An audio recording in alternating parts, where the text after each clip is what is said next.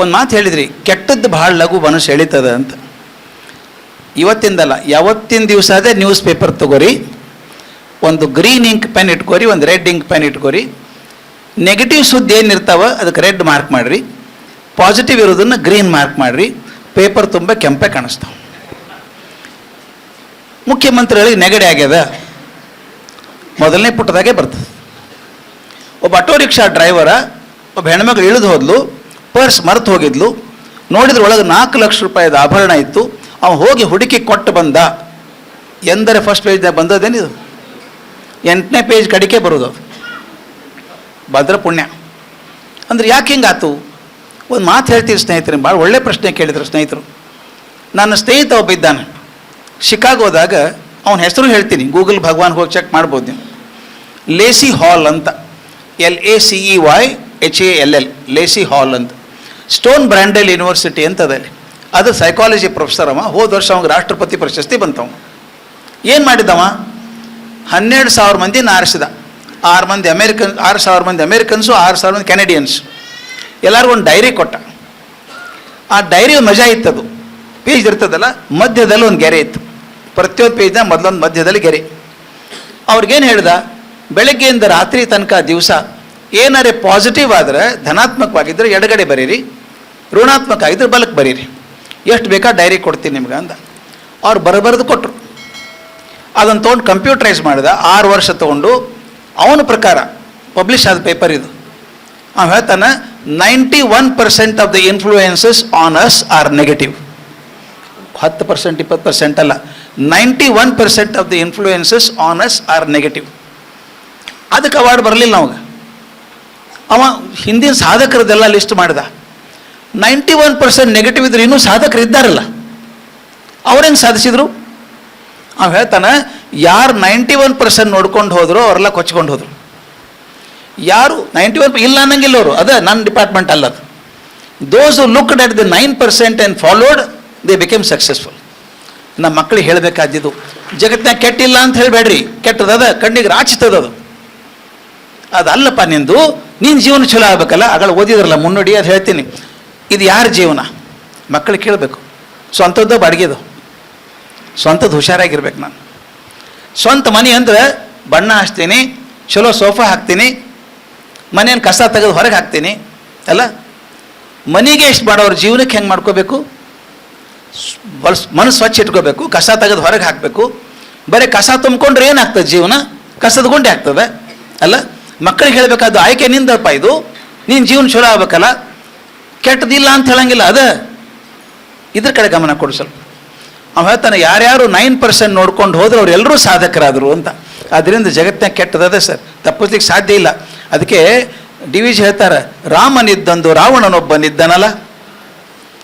ಬರೀ ರಾಮ ಒಬ್ಬನಿರಲಿಲ್ಲ, ರಾವಣ ಇರಲಿಲ್ಲ.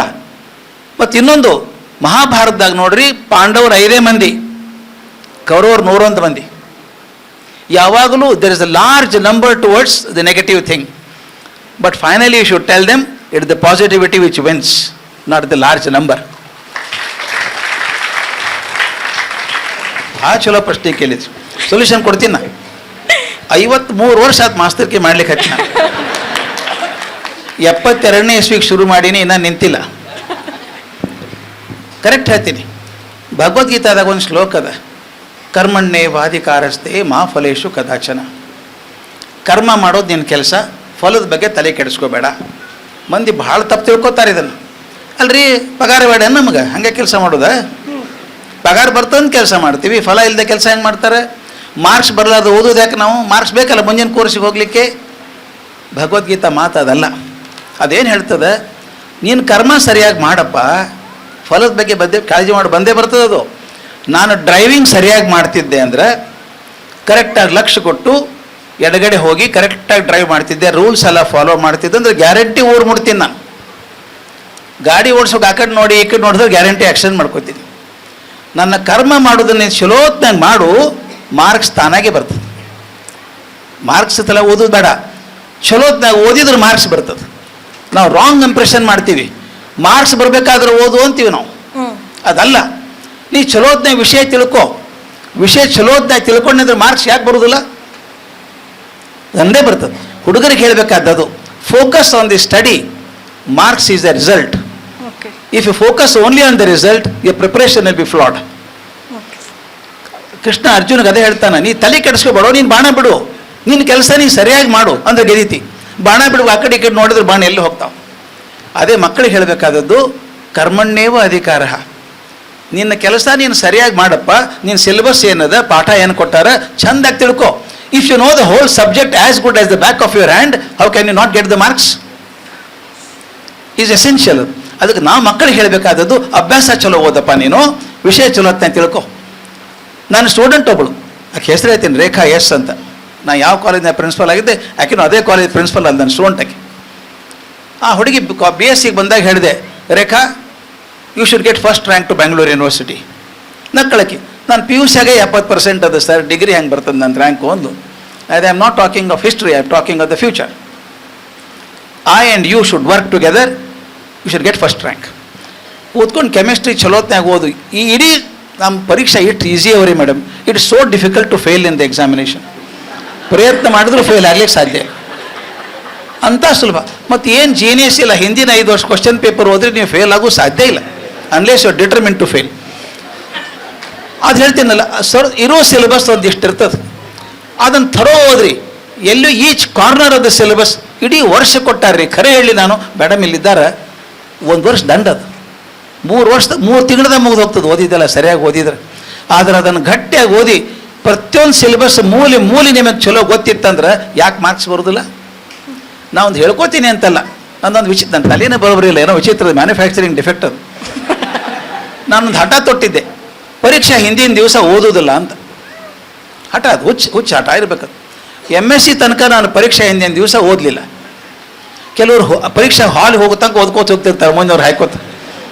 ಈಗ ಉಳಿಯಂಗಿಲ್ಲ ಅದು. ಒಂದು ಸಲ ವಿಷಯ ತಲೆಯಾಗ ಕೂತ್ತೀವಿ, ಕಣ್ಣು ಮುಂದೆ ಚಿತ್ರ ಬಂದಂಗೆ ಬರ್ಬೇಕದು. ನಾ ಮಕ್ಕಳಿಗೆ ಹೇಳೋದು ಅದೇನೆ, whole subject convert that into visual statement. Give me a 7th standard child, I can teach uh the 12th standard chemistry. ಅಂದ್ರೆ ಕಣ್ಣು ಮುಂದೆ ಸಿನಿಮಾ ಮಾಡ್ದಂಗೆ ಮಾಡಬೇಕು. ದಯವಿಟ್ಟು ನೋಡ್ರಿ, ಒಂದು ಸಿನಿಮಾ ನೋಡಿದ್ದೆ ಅಂದ್ರೆ ಮರೀತದೆ ನಿಮಗೆ? ಮರೆಯೋದೇ ಇಲ್ಲಲ್ಲ, ಯಾಕೆ ಕಣ್ಣು ಮುಂದೆ ಚಿತ್ರ ಕೂತದೆ. ನಾವೇನು ಮಾಡ್ತೀವಿ, ಅದ್ರ ಟೆಕ್ಸ್ಟ್ ಮಾಡ್ತೀವಿ ಕಲಸ್ನ್ಯಾಗ.